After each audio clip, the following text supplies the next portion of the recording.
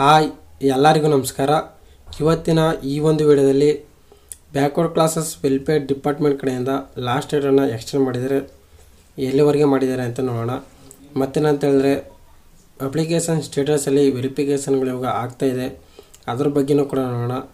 ಅದಕ್ಕಿಂತ ಮುಂಚೆ ಇದೇ ಥರದ ಅಪ್ಡೇಟ್ಗಳಿಗಾಗಿ ನಮ್ಮ ಚಾನಲ್ಗೆ ಒಂದು ಸಬ್ಸ್ಕ್ರೈಬ್ ಮಾಡ್ಕೊಳ್ಳಿ, ಹಾಗೆ ಒಂದು ಲೈಕ್ ಮಾಡಿ ಅಂತ ಹೇಳ್ತಾ ಬನ್ನಿ ಈ ಒಂದು ವಿಡಿಯೋನ ಶುರು ಮಾಡೋಣ.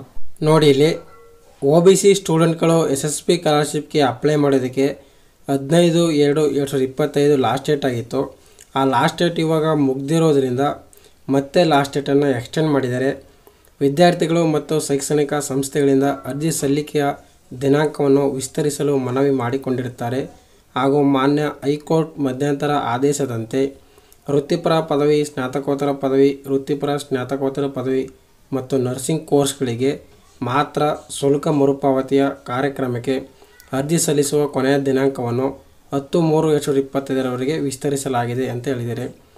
ಆದರೆ ಇಲ್ಲಿ PUC, ITI, ಡಿಪ್ಲೊಮೊ ಮತ್ತು ಸಾಮಾನ್ಯ ಪದವಿ ಕೋರ್ಸ್ಗಳಿಗೆ ಅರ್ಜಿ ಸಲ್ಲಿಸುವ ದಿನಾಂಕ ಇವಾಗಲೇ ಮುಗಿದಿದೆ. ಇದು ವೃತ್ತಿಪರ ಕೋರ್ಸ್ಗಳು ಓದುತ್ತಿರುವವರಿಗೆ ಮಾತ್ರ ಈ ಲಾಸ್ಟ್ ಡೇಟು ಅನ್ವಯ ಆಗುತ್ತೆ. ಮತ್ತು ಬೇರೆ ಡಿಪಾರ್ಟ್ಮೆಂಟ್ ಅವ್ರಿಗೂ ಕೂಡ ಲಾಸ್ಟ್ ಡೇಟು ಮುಗಿದಿತ್ತು, ಅವರಿಗೆ ಈಗ ಲಾಸ್ಟ್ ಡೇಟನ್ನು ಎಕ್ಸ್ಟೆಂಡ್ ಮಾಡಿದ್ದಾರೆ. ಆರ್ಯವೈಸ ಇಲಾಖೆ ಕಡೆಯಿಂದ 10/3/2025 ಲಾಸ್ಟ್ ಡೇಟನ್ನು ಎಕ್ಸ್ಟೆಂಡ್ ಮಾಡಿದ್ದಾರೆ. ಮತ್ತು ಕರ್ನಾಟಕ ರಾಜ್ಯ ಗ್ರಾಮೀಣ ಅಭಿವೃದ್ಧಿ ಮಂಡಳಿಯಿಂದ ಕೂಡ 15/3/2025 ಲಾಸ್ಟ್ ಡೇಟನ್ನು ಇವಾಗ ಎಕ್ಸ್ಟೆಂಡ್ ಮಾಡಿದ್ದಾರೆ. ಇನ್ನೂ ಯಾರು SSP ಸ್ಕಾಲರ್ಶಿಪ್ಗೆ ಅಪ್ಲೈ ಮಾಡಿಲ್ಲ ಅವರು ಬೇಗನೆ ಅಪ್ಲೈ ಮಾಡ್ಕೊಳ್ಳಿ. ನೋಡಿ, ಮತ್ತೇನಂತ ಹೇಳಿದ್ರೆ ಇವಾಗ SSP ಸ್ಕಾಲರ್ಶಿಪ್ ಸ್ಟೇಟಸ್ನಲ್ಲಿ ಇವಾಗ ಅಪ್ಲಿಕೇಶನು ವೆರಿಫಿಕೇಷನ್ ಆಗ್ತಾಯಿದೆ. ನೋಡಿ, ಇಲ್ಲಿ ಮೊದಲನೇ ಹಂತದಲ್ಲಿ ಅಂತ ಹೇಳಿದ್ರೆ ಕಾಲೇಜು ಕಡೆಯಿಂದ ಇವಾಗ ಅಪ್ಲಿಕೇಶನ್ ವೆರಿಫಿಕೇಷನ್ ಆಗಿತ್ತು. ಇವಾಗ ಅಂದರೆ ನಿಮ್ಮದು ಯಾವ ಡಿಪಾರ್ಟ್ಮೆಂಟ್ ಬರುತ್ತೆ ಆ ಡಿಪಾರ್ಟ್ಮೆಂಟ್ ಕಡೆಯಿಂದ ಇವಾಗ ವೆರಿಫಿಕೇಷನ್ಗಳಾಗ್ತಾಯಿದೆ. ನೋಡಿ, ಇಲ್ಲಿ ಅಪ್ಲಿಕೇಶನ್ ವೆರಿಫೈಡ್ ಎಸ್ ಅಂತಾಗಿದೆ ಮತ್ತು ಅಪ್ರೂವ್ಡ್ ಆಸ್ ಎಲಿಜಿಬಲ್ ಅದು ಕೂಡ ಎಸ್ ಅಂತಾಗಿದ್ರೆ.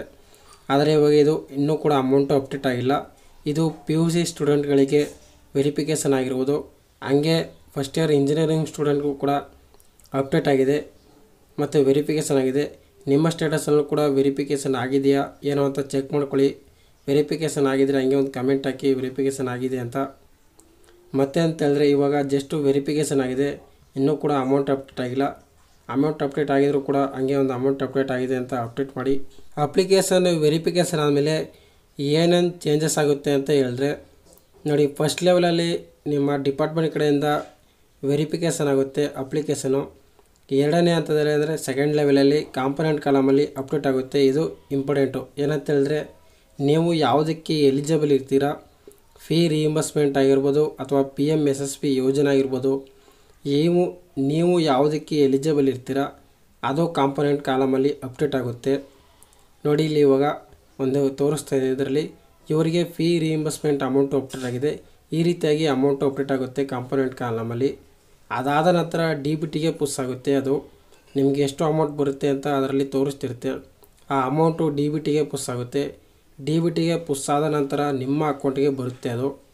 ಇವಾಗ ಎಲ್ಲರಿಗೂ ಕೂಡ ಈ ಥರ ವೆರಿಫಿಕೇಷನ್ಗಳಾಗ್ತಾಯಿದೆ ಅಂತ ಹೇಳ್ತಾ, ಈ ಒಂದು ಮಾಹಿತಿ ಇಷ್ಟ ಆಗಿದರೆ ನಮ್ಮ ಚಾನಲ್ಗೆ ಒಂದು ಸಬ್ಸ್ಕ್ರೈಬ್ ಮಾಡ್ಕೊಳ್ಳಿ, ಹಾಗೆ ಒಂದು ಲೈಕ್ ಮಾಡಿ ಅಂತ ಹೇಳ್ತಾ ಈ ಒಂದು ವಿಡಿಯೋನ ಮುಗಿಸ್ತಾ ಇದ್ದೀನಿ. Thanks for watching.